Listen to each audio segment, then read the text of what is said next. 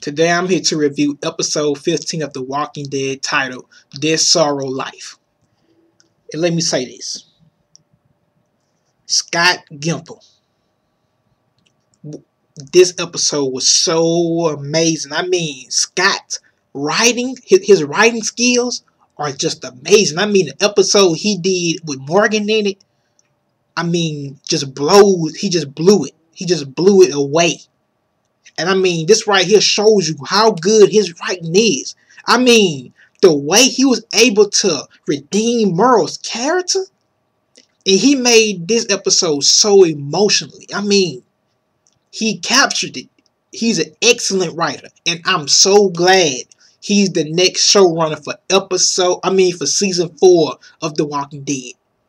Because this right here showcases again how good his writing is. At first, I was like, he outdid himself when he did episode 12 with Morgan in it. But this episode right here just blows that episode out of the water when it comes to his writing skills. I mean, this guy right here puts so much character development in this episode. It's amazing. And this episode didn't even have that much action in it. Like the Morgan episode 12, didn't have that much action in it. But it was still good from a writing standpoint. I mean, the way he captured these characters, he makes you feel like you know them. It's just amazing. Now, but first, I do have some complaints about this episode. First, how in the world did the governor easily overpower Merle Dixon like that? I can't get it, because when the governor was fighting Michonne was giving him a run for his money. But he made Merle Dixon look like a rag doll. He was throwing Merle, he was kicking the man in his stomach. He even broke the man's arm. But yet he couldn't handle Michonne. He was barely even able to win the battle between him and Michonne, and he still didn't win because she stabbed him in the eye with a piece of glass. Now, I can understand about Merle getting jumped by Martinez stuff. That makes sense. He was getting jumped. But I mean, after him and the governor got in that room by themselves, the governor just slaughtered this man. And it was so crazy. I was like, dang. So, Merle is a very excellent good. He's a good fighter, point period. To me, he's the best fighter in The Walking Dead. His skills is bar none. Can't nobody mess with Merle's skills when it comes to fighting or when it comes to using weapons. In this episode right here, showcased that this man used a car. He turned the music up on the car and used it as a distraction for zombies to come to it. So basically, he used a mini walker bomb. Now, remember the walker bomb that the governor used in episode and I can't remember. It was in this second half of the season though. I think episode 10. He used a walker bomb and he put a whole bunch of walkers in the middle of the prison yard. But Merle did the same thing with the car to cause a distraction. That right there was amazing. And I can't get it. How did Merle get slaughtered so easy like that? He's an excellent fighter. I mean, he was undefeated in Woodbury. When it came to that zombie gladiator fight, the battlefield fight they had, Merle was undefeated. The crowd loved Merle. I mean, the way he beat Martinez up was just amazing. The man did a full roundhouse kick. But yet, they let the governor beat him down like that. He only got one punch on the governor. And you can tell the punch hurt the governor because when he punched him, the governor kind of staggered back from the punch. And now think about it. If Merle would have had both of his hands, man, he would have slaughtered the governor. So, next thing I want to talk about. Why did Michonne go back to the prison when Merle told her, Rick told me to give you to the governor. He sent me sent to get you to the governor.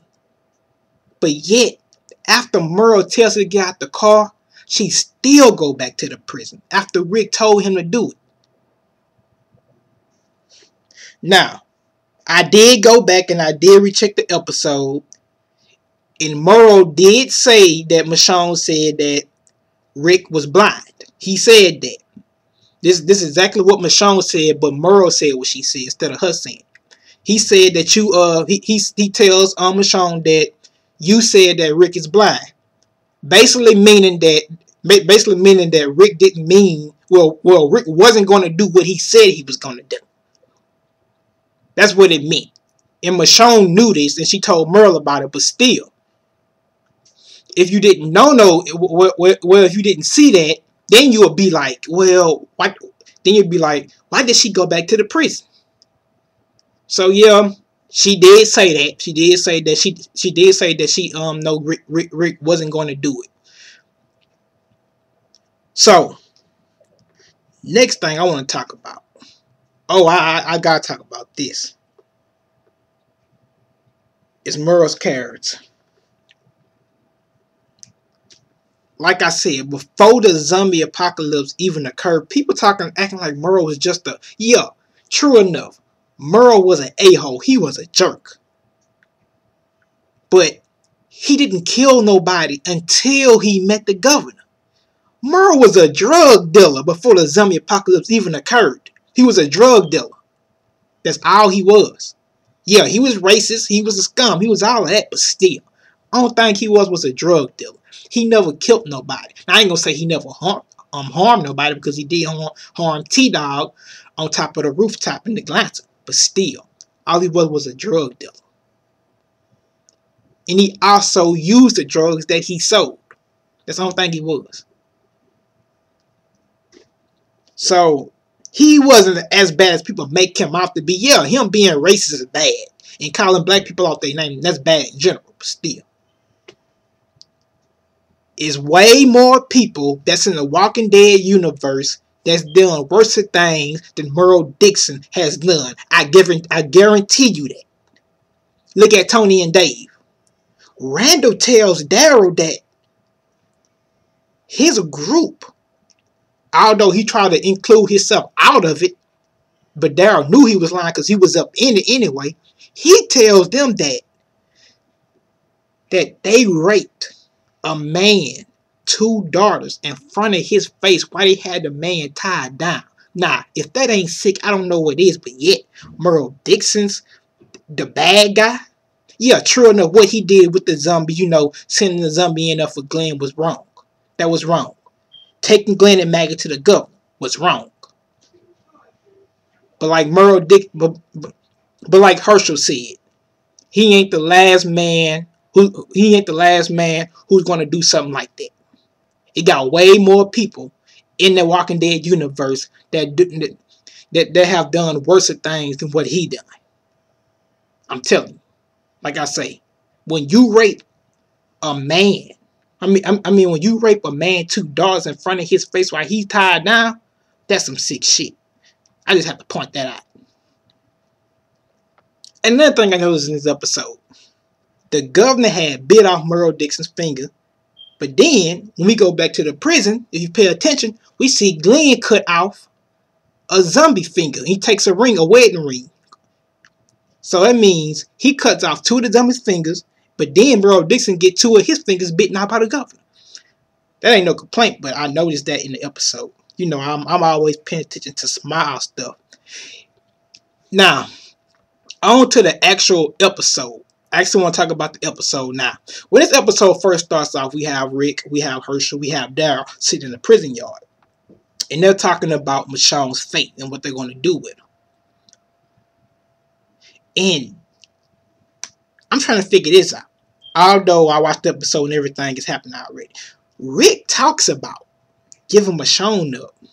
Like I say, he's willing to trade in another human's life for some freedom, for a peace of mind. But,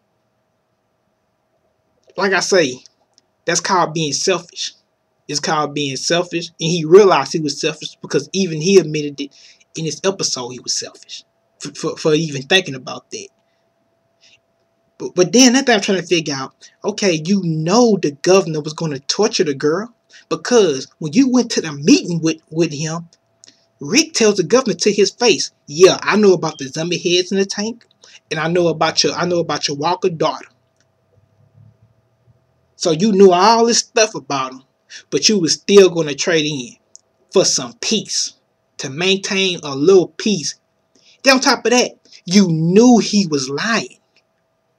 You knew what type of man he was. You know, I can't figure it out. How could you believe him? And even Merle tells Rick, when Rick goes inside the prison, he tells Rick, nah, he's not going to kill him.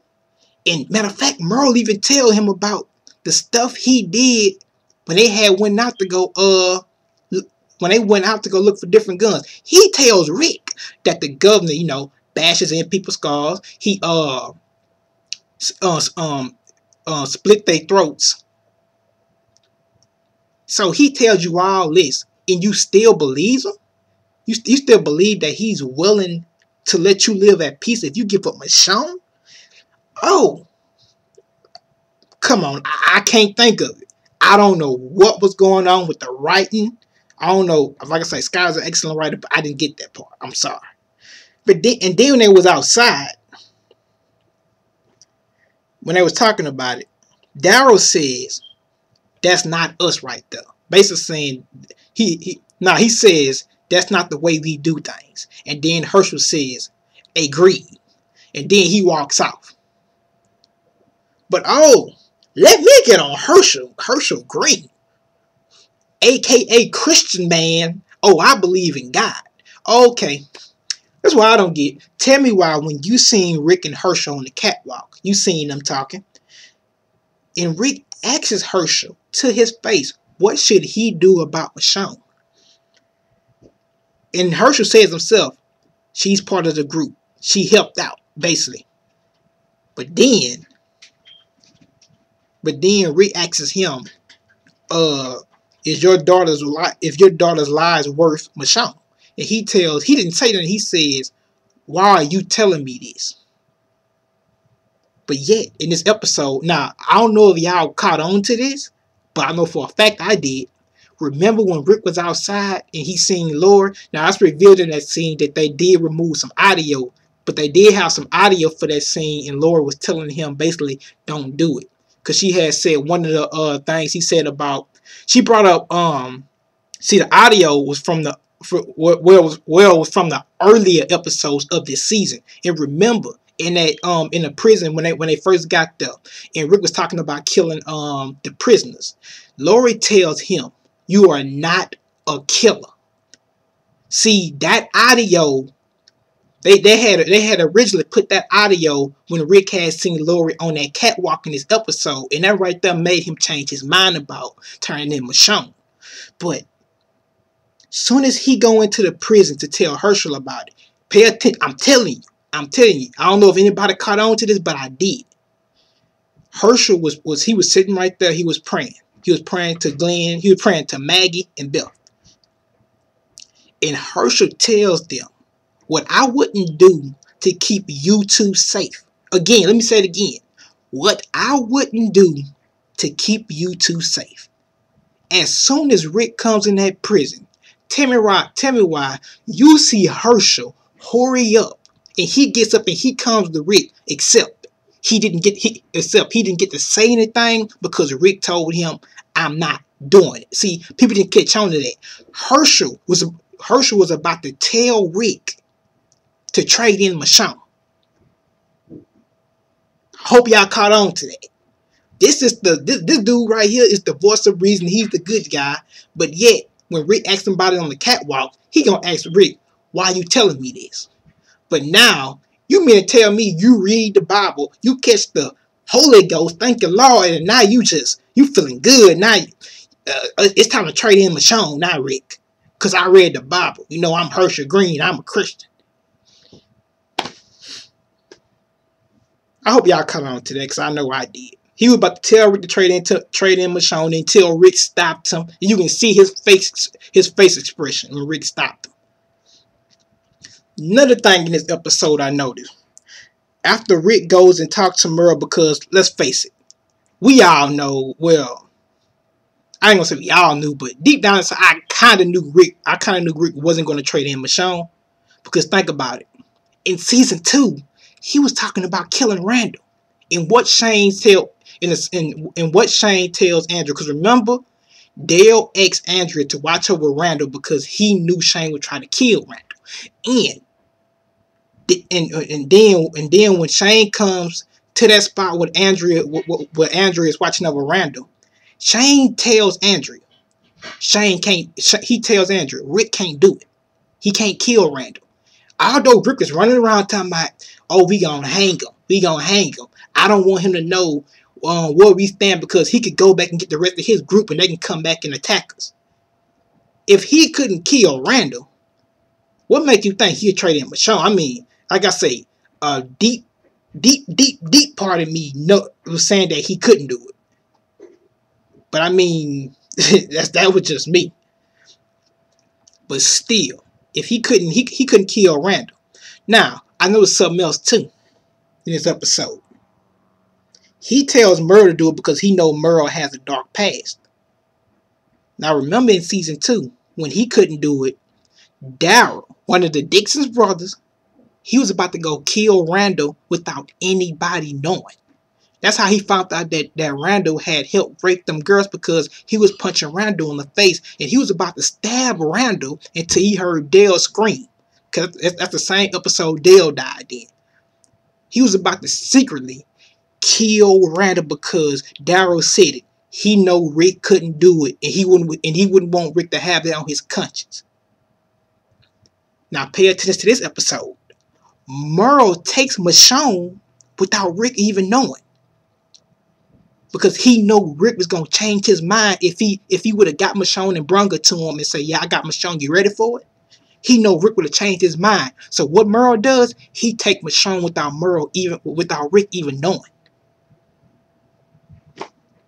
So Rick goes up to the room and he talks to Merle and he tells Merle about the plan, and Merle tells him basically, your code is ICE, officer friendly, because you're willing to sacrifice another human life even though you know he's going to torture her for some peace. Now when Merle Dixon tell you wrong, then you know you wrong. Oh, you know you wrong. So next, it's revealed the whole time when Rick goes into prison, Merle is looking for drugs. And Merle says, the best dope I ever had was in a mattress. So this right here confirms that it's right. Because remember, Merle went to jail. He did 2 years and 2 months in jail for punching a drill sergeant in the mouth, knocking all 5 of his teeth out in the process. So yeah, I'm pretty sure he knew about drugs in the mattress. He did 2 years and 2 months in it. And then on top of that, in this episode, it's revealed that Michonne comes up with a good plan. She decides to put spike strips in the middle of the prison yard, so just in case the governor decides to come up in there with his vehicles, the wheels will bust, because she put spike strips in the middle of the prison yard. Now I don't know if it's going to work, because in the preview, it seemed like it worked. I'm just saying he still got in the prison yard and his wheels was okay. Was now when his wheels were bust, as I seen. And then Rick says, that's a good idea.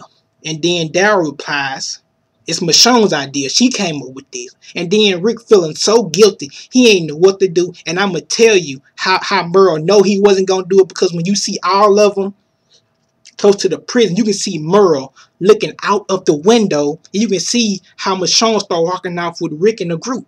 And Merle just looks at him. And Merle knew then he couldn't do it, because she was walking with him like everything was okay. And I mean, it's like friendly bobbing a little bit, when you know you got something you want to do to it, but yet you still keeping her around and pretending like everything is all good. And then another thing I want to talk about in this episode. You see Merle and Carol have a conversation. And this right here was really deep. Really, really deep if you pay attention to it. Carol talks to Merle. She basically asks him, whose side are you on? And like I said before, of course Merle's going to be with his brother. That's his brother. Of course. And he says, of course I'm with y'all because my brother is with y'all. And then Merle tells Carol, you ain't like you was back in the camp. A little mouse running around scared of her own shadow. And then Carol says, it wasn't my shadow, it was my husband's. And then from there, I remember Carol telling Beth in one of these previous episodes, she tells Beth, if Ed, now Ed is her husband, the one who used to beat her, because remember in season 1, Ed had slapped Carol on the face because he tried to get Carol to come with him and she didn't want to. In the previous episodes in this season, Carol tells Beth, she says, if Ed was to walk through that door right now and tell me to come with him, I would tell him to go to hell. Because basically, this right here shows you how strong Carol's character has grown since season 1. Because she's strong enough that she said she would tell Ed off if he was to ever walk through the door. Although Ed is dead, he died in season 1. She did say that she would tell him to go to hell now because she's not scared of him anymore. Because she's grown since then. And then Merle tells her, well, you don't seem scared of anything anymore. Then Carol say, I'm not. And then Merle say, you're a late bloomer. And you know what they mean. He says you're a late bloomer because now she just realizing how strong she is now. A strong person she is. And then Carol tells Merle, maybe you are too. Referring to, yeah, Carol can see some good in Merle, and it's taking some time for him to become good, but she definitely sees it, and that's the reason why she called him a late bloomer. I don't know if anybody caught on to that, but that's the reason why she called him that, because he was becoming good. He was. And next, the conversation between Daryl and Merle was very deep. Because when Daryl finds Merle, he's in the ballroom. He asks Merle, what is he doing? And Merle said he's looking for some crystal meth. Now remember, Merle was on crystal meth in season 1 when he had to fight with T-Dog. Also, Merle did keep his crystal meth in a patch on his motorcycle. Now that motorcycle Daryl drives is for Merle. Because remember in season 2, Daryl tells Dale, keep your dirty rags off my brother's bike. And then he goes in the bag and he pulls out a whole bunch of drugs where Merle kept his stash sheet. Merle used to be on crystal meth. And then basically Merle questions Daryl in terms of his leadership to Rick. And Merle goes on to say, do you even possess a pair of balls? And then he says, little brother, are they even attached? I mean, they belong to you. He used to call people like that sheep, saying that Daryl used to think that he was above people in terms of I can go in depth with that, but I really don't want to. But sometimes when you call somebody a sheep, that means you think you're above them. You're above them. What they say is wrong, and what you say is right. What everything you say is right, and what they say is wrong. It's a lot more to that, but you have to go look it up yourself. But basically, what they mean, Darius thinks he was over people. He was on a higher hierarchy than they was. Put it like that. And then Merle says, your people look at me like I'm the devil. And then he says, grabbing those little birds, referring to Glenn and Maggie. And then, because he did grab him to the governor, as you know. And then he says, basically says, y'all know better than me because I sent them to the governor, but yet y'all gonna take Michonne and y'all gonna send her to the governor. So y'all know better than me. That's what he basically replies. And if you pay attention, you can tell he didn't want Daryl to see the bag where he had the stuff in to go get Michonne, because he puts his hand in the way where Daryl was trying to walk. And this right here was very deep, very deep. I love, like I said, I love this episode. So yeah, overall, with this episode, we end up seeing Merle and Michonne, seeing them walking, and Merle is talking. And it's revealed that Merle actually have a conscience because he say he killed 16 men. He's not proud of that. He didn't kill nobody until he met the governor. He's not proud of that now. If you're truly evil, 99% of the times, you ain't gonna know how many men you killed. But Merle says he killed 16 men. Trust me, that was eating him up inside. And Michonne was attacking his country because she know Merle is not that bad as he made himself as he tried to make himself to be, but he wasn't. And Michonne kept attacking his conscience, his conscience, and she ends up winning. And he ends up letting her out the car. Then he decides to go attack Woodbury because think about it. Daryl is his brother. He don't want Daryl to get attacked. He's going to try his best to shut down how many men he can. To kill how many men he can in order for them to have a better fighting chance. He gets the Woodbury. He take out 8 men. That's badass. Then on top of it, he was drunk. He was drinking whiskey. That's bad, man. Merle Dixon, he been redeemed, man. Merle is my man. He takes out 8 men. Then he gets there, and he almost killed the governor until Ben getting away. And like I say about the fight between him and the governor and stuff. And like I say, the governor shot that man intentionally because he knew Merle was going to turn. He knew it. That's why he did it. Because I remember the policy they used to have. You kill your own kind. But remember, Merle is not a citizen of Woodbury anymore, and the governor don't see him like that. So of course he was going to kill him and leave him there on purpose. But still, when the governor killed those U.S. military soldiers, and he didn't even know him, he told Tim to stab him in the head to finish him off. I don't get that, but yet you leave Merle sitting right there. And then on top of that, he bit the man's finger off. He broke the man's arm. He spit in the man's face. And he put 3 rounds in the man's chest. 3 rounds. See, the first time they showed was 1. It was actually 3 rounds he put in Merle's chest and killed him.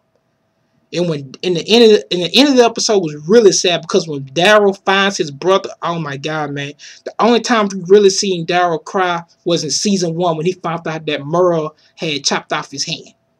And Merle was gone on top of that roof. But we seen him break down this time. And Merle was a walk and they zoom into Merle's eyes and you can see how his eyes changed, and Daryl realized that's not my brother anymore because my brother eyes used to be this cold black, but now it's something else. And he breaks down and starts crying, and he stabs Merle, the Walker Merle, just like Rick did to Shane in season 2. And he took out a lot of frustration out on that, and he stabbed in his head and removed his whole face. But overall, this episode was excellent.